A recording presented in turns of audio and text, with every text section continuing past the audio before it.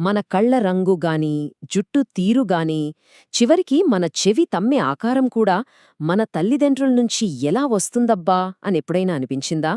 మనం వాళ్లలాగే ఎందుకు కనిపిస్తాం, కాని అచ్చం వాళ్లలాగే ఎందుకుండం? ఈ ప్రశ్నల వెనుకున్న అసలు రహస్యం అనువంశికత. ఈరోజు మనం ఈ అద్భుతమైన సైన్స్ వెనుకున్న మిస్టరీని ఛేదిద్దాం రండి. సరే, ఈ ప్రయాణంలో మనం ఏం చూడబోతున్నామంటే, ముందుగా మనందరిలో ఉండే ఒక చిన్న లక్షణంతో మొదలుపెడదాం. తర్వాత ఒక సన్యాసి తన తోటలోని బఠాణీ మొక్కలతో అనువంశికత సూత్రాలను ఎలా కనిపెట్టాడో చూద్దాం. ఆపైన ఈ లక్షణాలు మనలో ఎలా బయటపడతాయి, చివరిగా అసలు మనుషుల్లో లింగ నిర్ధారణ ఎలా జరుగుతుంది అనే విషయాలు కూడా తెలుసుకుందాం. మొట్టమొదటి మిస్టరీ మన చెవితమ్మలోనే దాగి ఉంది. అవును, మనలో చాలామంది పెద్దగా పట్టించుకోని ఈ చిన్న తేడా అనువంశికత గురించి ఒక పెద్ద నిజాన్ని ఎలా బయటపెడుతుందో చూద్దాం. ఒక్కసారి మీ చెవి కింద భాగాన్ని గమనించండి. అది తలకు అంటుకుని ఉందా, లేక ఫ్రీగా వేలాడుతోందా? చాలా సింపుల్ విషయంగా అనిపించొచ్చు కదూ, కానీ ఈ చిన్న తేడా వెనుక ఒక పెద్ద జెనెటిక్ స్టోరీనే ఉంది. ఈ రెండు రకాలున్నాయి కదా, ఫ్రీగా ఉండేది, అతుక్కుని ఉండేది. ఇవి రెండూ మనలో కనిపించే సాధారణ తేలాలకు ఒక పర్ఫెక్ట్ ఉదాహరణ.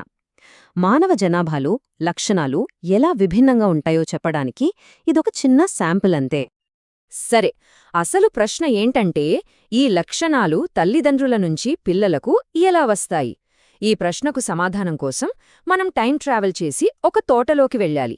అక్కడ ఒక మేధావి బఠానీ మొక్కలతో కొన్ని ప్రయోగాలు చేశాడు. మనమిప్పుడు 19వ శతాబ్దంలో ఒక ఆశ్రమం తోటలో ఉన్నాం. ఇక్కడే అనువంశికత రహస్యాలు మెల్లగా బయటపడటం మొదలైంది. ఈయనే గ్రెగర్ మెండెల్, ఒక సన్యాసి. ఆయన కాలంలో అందరూ ఏమనుకునేవారంటే, తల్లిదండ్రుల లక్షణాలు పిల్లల్లో అలా కలిసిపోతాయి, బ్లెండ్ అయిపోతాయని. కాని మెండెల్ అలా అనుకోలేదు. ఆయనకు మ్యాథ్స్, సైన్స్ బాగా తెలుసు. దాన్ని ఉపయోగించి ప్రతి తలంలో పుట్టిన మొక్కల్ని చాలా జాగ్రత్తగా లెక్కబెట్టాడు. అప్పుడే ఆయనకు తెలిసింది, ఈ అనువంశికత వెనుక కొన్ని పక్కా రూల్స్ ఉన్నాయని. అసలాయన బఠాణీ మొక్కలనే ఎందుకెంచుకున్నాడు? అదొక బ్యూటిఫుల్ చాయిస్. ఎందుకంటే వాటిలో లక్షణాలు చాలా క్లియర్గా ఆపోజిట్గా ఉంటాయి. అంటే కొన్ని మొక్కలు పొడుగా ఉంటే కొన్ని పొట్టిగా ఉంటాయి, కొన్ని విత్తనాలు గుండ్రంగా ఉంటే కొన్ని ముడతలు పడి ఉంటాయి. పువ్వులు కూడా కొన్ని ఊదారంగులో కొన్ని తెలుపు రంగులో ఉంటాయి. ఇలా క్లియర్గా తేడాలుండటం వల్ల ఏ లక్షణం ఏ తరానికి ఎలా వెళ్తుందో ట్రాక్ చేయడం ఆయనకు చాలా ఈజీ అయింది. సరే, ఇప్పుడు ఆయన చేసిన ఒక ముఖ్యమైన ప్రయోగాన్ని చూద్దాం. ఆయన ఏం చేశాడంటే, ఒక స్వచ్ఛమైన పొడవాటి మొక్కను తీసుకున్నాడు. దాన్ని ఒక స్వచ్ఛమైన పొట్టి మొక్కతో క్రాస్ బ్రీడింగ్ చేశాడు. అంటే సంకరణమన్నమాట. ఇప్పుడు చెప్పండి, ఆ తర్వాత తరం మొక్కలు ఎలా ఉండి ఉంటాయి? బహుశా కొన్ని పొడవు, కొన్ని పొట్టి, లేదా రెండూ కలిసిపోయి మీడియం సైజులో ఉంటాయా? ఏమనిపిస్తోంది? కానీ అక్కడొక పెద్ద ట్విస్ట్. ఆ మొదటి తరంలో పుట్టిన మొక్కలన్నీ పొడవుగానే పెరిగాయి. ఒక్కటి కూడా పొట్టిగా లేదు. అస్సలా పొట్టి లక్షణం ఏమైపోయినట్టు? మాయమైపోయిందా? ఆ మాయమైపోయినట్టు అనిపించిన లక్షణం వెనుకే అసలు రహస్యం దాగి ఉంది. ఇక్కడే మనకు జన్యుశాస్త్రంలో ఒక కీలకమైన కాన్సెప్ట్ పరిచయమవుతోంది. అదే కొన్ని లక్షణాలు మిగతా వాటిని ఎలా దాచేస్తాయో తెలుసుకోవడం. కాని మెండల్ అక్కడితో ఆగలేదు. ఆయనేం చేశాడంటే, ఆ మొదటి తరంలో పుట్టిన పొడవాటి మొక్కల్ని మళ్లీ వాటితోనే సంకరణం చేయించాడు. అప్పుడేం జరిగిందో తెలుసా?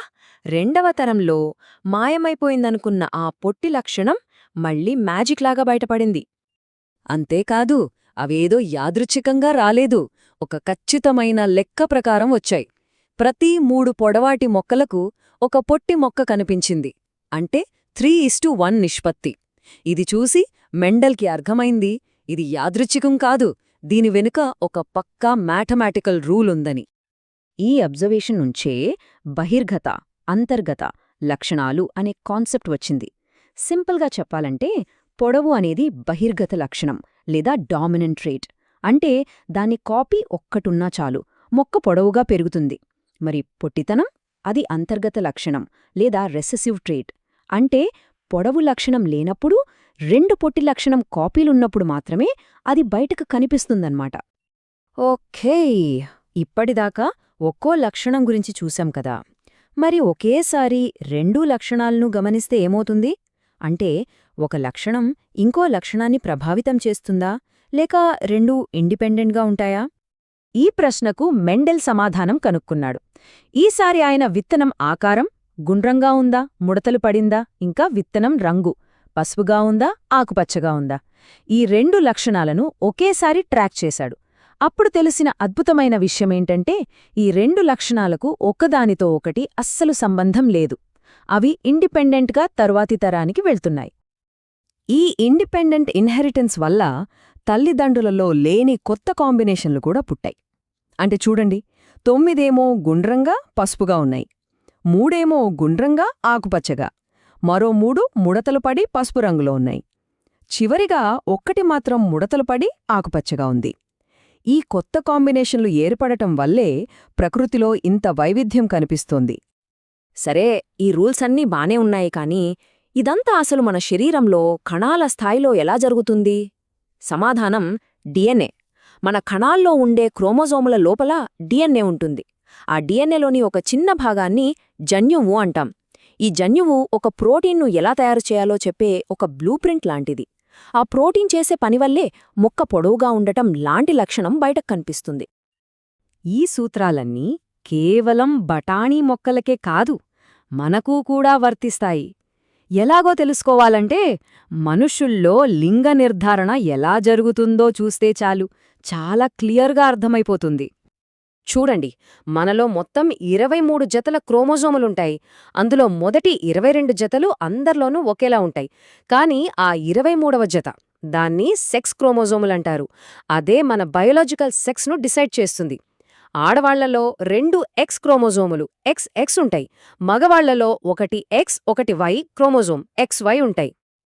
ఇప్పుడు ఈ బొమ్మలో చూస్తే మనకు చాలా క్లియర్గా తెలుస్తోంది. ఈ వారసత్వంలో ఉన్న అవకాశాలు ఏంటో స్పష్టంగా కనిపిస్తున్నాయి కదా. ఎందుకంటే తల్లి దగ్గర్నుంచి బిడ్డకు ఎప్పుడూ ఎక్స్ క్రోమోజోమ్ మాత్రమే వస్తుంది. తండ్రి నుంచి కూడా ఎక్స్ క్రోమోజోమ్ వస్తే ఆ బిడ్డ ఆడపిల్ల XX అవుతుంది. ఒకవేళ తండ్రి నుంచి Y క్రోమోజోమ్ వస్తే ఆ బిడ్డ మగపిల్లవాడు XY అవుతాడు. అంటే పుట్టబోయే బిడ్డ లింగాన్ని నిర్ధారించేది తండ్రి నుంచొచ్చే క్రోమోజోమ్ అన్నమాట. అంటే బిడ్డ లింగమనేది తండ్రి నుంచి వచ్చే క్రోమోజోమ్ మీద ఆధారపడి ఉంటుంది. అది కూడా ఒక 50-50 ఛాన్స్ అంతే. చూడండి, మెండెల్ బఠాణీ మొక్కలతో మొదలుపెట్టిన ఈ ప్రయాణం మన ఉనికికి సంబంధించిన ఇంత ప్రాథమికమైన విషయాన్ని ఎంత సింపుల్గా సైంటిఫిక్గా వివరిస్తుందో. మరి మనలో ఇంకా ఇలాంటి జన్యు రహస్యాలు ఇంకెన్ని దాగున్నాయో కదా.